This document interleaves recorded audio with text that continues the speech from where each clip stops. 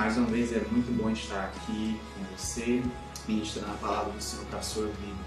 Porque temos crido que 2011 vai ser um ano diferente, um ano de bênçãos para a sua vida, um ano em que Deus vai estar abençoando a sua vida, a sua família, e como igreja também estaremos alcançando a realização de muitos sonhos. Sabe, nós temos que decidir manter a nossa vida no centro da vontade de Deus. A palavra que eu tenho para você hoje é essa: mantenha a sua adoração no centro da vontade de Deus. Sabia que muitas vezes nós podemos inverter os valores da nossa vida e acabar esquecendo de que a nossa adoração, o centro da nossa vontade, os nossos sentimentos, das nossas emoções, elas podem se inverter. Daí muitas vezes nós podemos incorrer no erro, ao invés de adorarmos e louvarmos, glorificarmos o nome do Senhor, muitas vezes nós podemos adorar outras coisas que não são da vontade de Deus para a nossa vida. Ou seja, nós somos pessoas e como pessoas temos necessidades, temos desejos, nós nos dedicamos ao trabalho, nos dedicamos às pessoas, nos dedicamos à vida no geral. E muitas vezes essas coisas tendem a tendência de nos dominar. Mas tem uma palavra de Deus lá em Deuteronômio capítulo 4 que diz assim: agora, Israel, ouve os estatutos e os juízos que hoje eu te ensino, para que os cumprirdes, para que possais cumprir esses mandamentos, para que vivais, para que entreis e para que possuais a terra que o Senhor deu a vossos pais por herança. A palavra de Deus aqui é muito clara, ele diz: guardem os meus estatutos, guardem os meus juízos, que eu vos ensino, para que possais viver, para que possais entrar e tomar posse da terra que eu vos dou por herança. Ora, a terra já estava prometida. Deus já havia decretado que Ele daria a terra de Canaã para que eles a possuíssem e desfrutassem dela, do melhor daquela terra.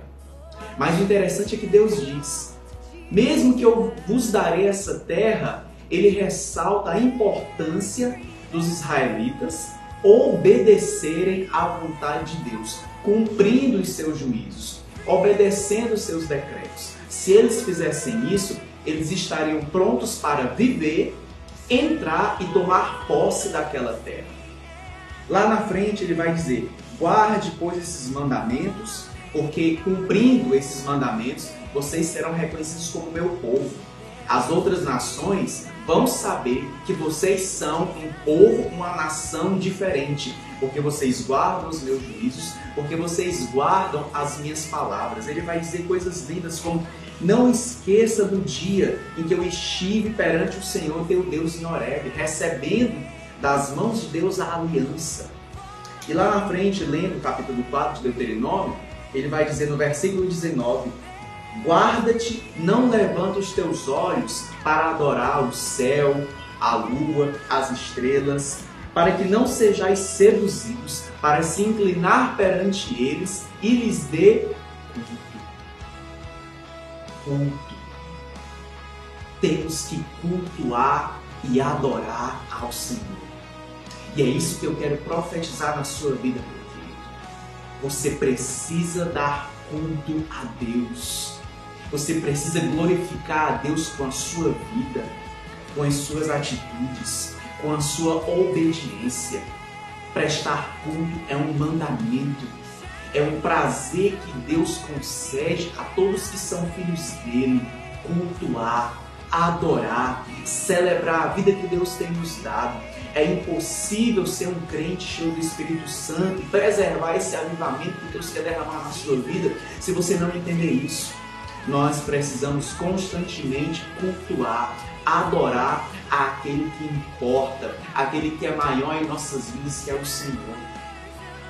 Mas muitas vezes nós podemos ser seduzidos. É por isso que em Deuteronômio 4:19, Deus havia criado todas as coisas e Ele disse: olha, cuidado, porque vocês podem prestar cultos às coisas do mundo. E Ele cita exemplos: o sol, a lua, as estrelas, enfim, as coisas que são criadas. Mesmo que nós dependamos dessas coisas, mesmo que nós nos dediquemos a essas coisas, nós não podemos usar essas coisas como objeto de louvor, como objeto de adoração. Isso aqui é uma forma de idolatria. E o que seria essa questão da idolatria se pudéssemos trazer para os nossos dias de hoje? É aqui que eu gostaria de chegar. É aqui que eu gostaria de tocar o seu coração e a sua mente hoje, para que você entenda a importância de você manter a sua adoração no centro da vontade de Deus. Porque é possível, ainda hoje, a gente perder o propósito e adorar coisas que não são da vontade de Deus. Aliás, adorar qualquer coisa que não seja Deus, nós já cometemos idolatria. Já entristecemos o coração de Deus e podemos pecar. Idolatria significa isso: você pegar coisas, transformá-las em ídolos, colocar no seu coração e aquilo passa a ser o centro das suas decisões, aquilo passa a ser o centro da sua atenção.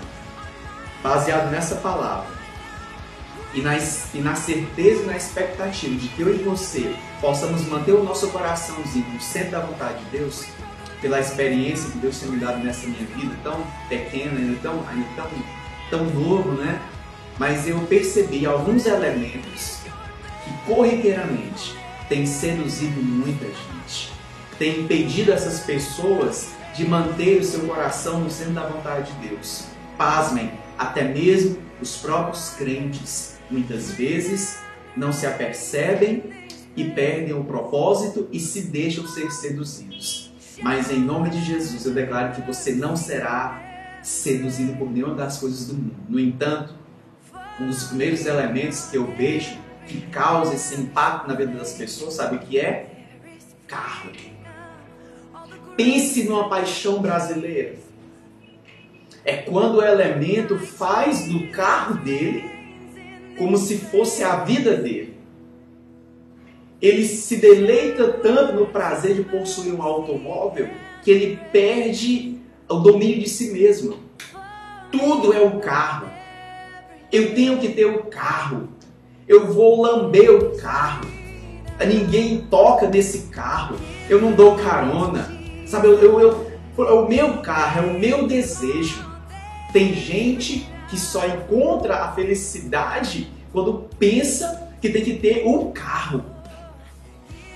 Um simples meio de locomoção, que é tão útil na nossa vida, mas passa a ser uma espécie de idolatria. Você vive em função do carro. Tem homens, tem pessoas que eu aposto que poderiam trocar a sua família para dormir à noite dentro do carro, porque não sabe viver sem aquele meio. Mas que o Senhor nos dê a capacidade de usar esse recurso e não deixar com que ele penetre o nosso coração.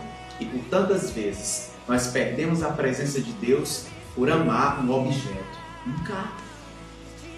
Mas sabe qual é outro elemento que eu tenho percebido que invade o coração da vida de uma pessoa e tira ela do foco da adoração? Sabe o que é? Mulher. Mulheres. Eu poderia dizer homens, mas nós sabemos que na nossa sociedade a mulher em si, ela foi transformada num objeto de sedução tão poderoso que nós vemos aí, descaradamente, né? A imagem da mulher sendo um objeto de desejo, de cobiça. Eu estava vendo agora um anúncio de uma certa agência, um BuzzDog, no final do ano, e a imagem era exatamente essa. Um pacote de presentes se abria e uma mulher vestida de lingerie com uma garrafa de champanhe na mão. E eu fiquei olhando aquela imagem e eu disse, é isso mesmo que a sociedade quer viver. Ela quer viver uma idolatria. Ela quer viver algo que não pertence a ela. E quantas pessoas, quantas famílias, quantos homens não perderam a sua identidade, não perderam o seu propósito de serem santos perante o Senhor, porque não conseguem se controlar, porque pensam em 100 mulheres durante o mesmo dia. Mulheres, mulheres, mulheres, mulheres, e a sociedade já estampou isso na nossa vida de uma forma que, para ter alegria, para ter uma vida Diferente, você tem que pegar aquela mulher com aquele corpo, com aquelas curvas, com aquele cabelo, com a cor daquele olho. E aí você talvez conheça homens que trocaram a sua esposa, casamentos de 10, 15 ou 50 anos, por jovens de 14, 18, até mesmo 20 anos de idade. Porque corrompeu-se o coração, idolatra a beleza da mulher. Nenhum tipo de beleza. Por mais que as nossas mulheres sejam mulheres bonitas, nós não devemos nos deixar corromper pela idolatria, pela beleza, pela vaidade. E muitas vezes a sociedade está dizendo que a gente tem que fazer aquilo.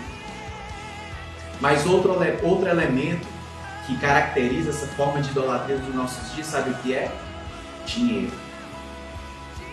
Dinheiro, pastor? Com certeza. Dinheiro é tão importante, mas tem pessoas que dão a sua vida todinha, consomem todas as suas energias e transformam o desejo, a necessidade de ter dinheiro num tipo de Deus. É por isso que se diz, né? Quem tem dinheiro, tudo pode. Então tem gente que pensa que ter dinheiro é ter o domínio. É por isso que tem tantas pessoas ricas, elas têm tanto dinheiro, que a última coisa que elas vão pensar na vida delas é cultuar e adorar a Deus. Até que muitas vezes estão numa situação difícil e reconhecem que nem todo o dinheiro do mundo é mais importante do que guardar a fé, a santidade e o louvor para o Senhor. E quantas pessoas estão trocando a sua vida, estão deixando de ter paz, deixam de ter paz na sua família, deixam de servir a Deus na igreja, porque amam o dinheiro. Elas são totalmente dedicadas a um carro, elas são totalmente desejosas de valorizar a beleza de mulheres. São tão setadas pela necessidade de usufruir do dinheiro que esquecem de adorar a Deus. E um dos últimos elementos que eu tenho visto tem corrompido muitas pessoas, fazendo com que o foco da sua adoração saia de Deus e vá para essas coisas. Sabe qual é o quarto elemento? O corpo. Corpo. É a idolatria do próprio corpo. É aquela pessoa que chega na frente do espelho e ela faz de tudo e tão somente para preservar o seu corpo. É tão interessante isso que, pelo prazer do próprio corpo, as pessoas fazem coisas absurdas. Muitas até vão para a prostituição. Elas são tão apaixonadas pelo seu corpo que elas vendem aquela imagem para as pessoas. Então você vai ver que ela compra uma roupa para mostrar o corpo. Elas são capazes de passar 2, 3 horas numa academia malhando o corpo. Já não é mais aquela questão de ter saúde ou de praticar um esporte. Mas é porque só vai se sentir bem se estiver ali naquela situação. Tem pessoas que gastam dezenas de reais com cabelo, com maquiagem, com o culto do próprio corpo, e às vezes chega para nós e diz: ah não, mas isso aí eu não tenho esse problema. Mas eu tenho uma pergunta para você que tem essa dificuldade e ainda não reconhece. Eu tenho uma pergunta que vai lhe incomodar. Sabe, quanto tempo você tem dedicado a Deus? Quanto tempo você tem parado para louvar a Deus? Quantas vezes você tem parado para orar, para louvar a Deus, para servir ao Senhor? Sabe, aquilo que nós mais fazemos, eu vou repetir, aquilo que nós mais fazemos é o que de fato ocupa o centro da nossa vontade. Ou seja, se você se dedica mais ao seu carro, se você se dedica mais ao seu dinheiro, se você se dedica mais à beleza das mulheres, se você se dedica mais ao seu próprio corpo, não venha me dizer que Deus está no centro da sua vida. Porque se de fato o Senhor está no centro da sua vida, você vai ter mais tempo para Ele, com Ele, e não vai se deixar dominar por nenhuma dessas coisas. Então que em nome de Jesus você obtenha o seu carro. Que em nome de Jesus você consiga encontrar a mulher da sua aliança e se dedicar única e exclusivamente a ela. E nunca se deixar dominar por outras belezas, que não seja a esposa que o Senhor, o varão que o Senhor vai te dar.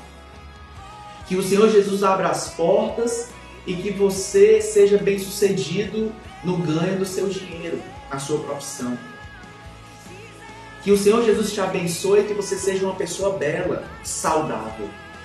Mas nunca permita que isso se torne idolatria na sua vida. Não permita que essas coisas seduzam o seu coração.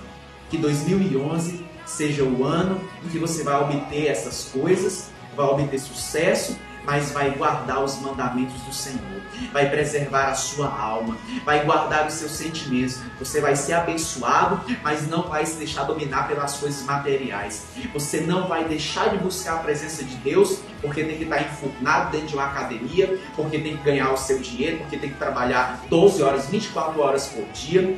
Você não vai deixar de adorar a Deus porque não vai conseguir se dominar e se preservar puro diante da beleza do mundo, seja do homem, seja da mulher. Eu coloquei o exemplo da mulher como exemplo, mas pode ser que seja o contrário. Homens que são usados para lhe tirar da presença de Deus. Que você não seja seduzido pelo amor ao dinheiro. Que você não seja seduzido por nenhum tipo de ídolo. É isso que eu profetizo na sua vida, meu querido. Que você vai ser bem-aventurado, que você vai ser bem-sucedido. Como diz aqui em Deuteronômio 4, versículo 1, há uma promessa de Deus para a sua vida. Você vai tomar posse do melhor de Deus para a sua vida, mas guardando os mandamentos do Senhor, observando os juízos, olhando atentamente, que esta obediência vai te levar à vitória. Que as pessoas vão olhar e vão dizer, e vão saber que você é diferente. As pessoas vão olhar para você e vão saber que o Deus a quem você serve está presente na sua vida. Lá no versículo 6 do capítulo 4, ele vai dizer isso. Versículo 6 e 7. O Senhor estava dizendo ali: guardem esses mandamentos e as nações vão reconhecer que o Deus de vocês está presente. Que Deus é esse que vem ao meu encontro toda vez que eu o invoco. Que Deus assim te abençoe. Tome por posse o melhor de Deus para a sua vida, mas sabendo que não deixe o seu coração ser seduzido. Não deixe a sua vida cair na idolatria. Diga não à idolatria. Cuide bem das coisas que Deus te dá, mas tenha o seu coração. Mantenha a sua vida no centro da vontade de Deus. Como?